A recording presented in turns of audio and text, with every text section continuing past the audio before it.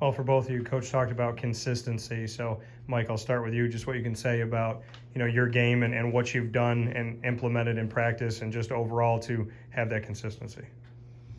Well, I mean, a winning team, you got to be there every day. I mean, that doesn't just consistency doesn't come with us every game. It starts with every day in practice and kind of setting the tone, making sure you're working hard, never too high, never too low. I mean, we talked about the rough stretch we went through, and I mean, we all know we're better than that.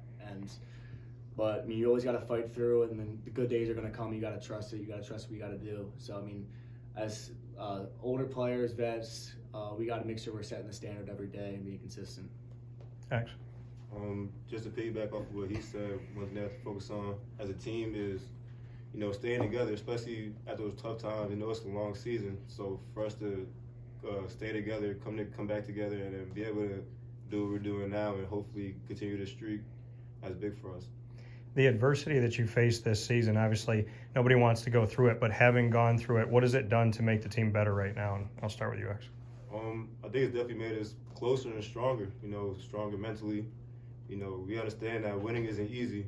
We understand what we could do in our conference in the area, but we can't just say we have to go out there and actually do it. So that's one thing we have to work on. Thank you. I mean, going through adversity is obviously always tough, but I mean, you want to win every game you play. But when we hit our stride coming through this February run, and we're playing our best basketball, going through that adversity is going to make us so much better. When we finish out and we start playing better, and hopefully we go on a run here. So I mean, going through that, getting tighter as a team, is going to make it all worth it. X, I got to ask you, Jesse Edwards was in the stands, SU center, and he saw a couple of those moves to the basket and saw you get after it and dunk the ball down. What can you tell me about your play around the rim and what you've seen from that, and what it's like to see a guy like that cheer you on in the stands?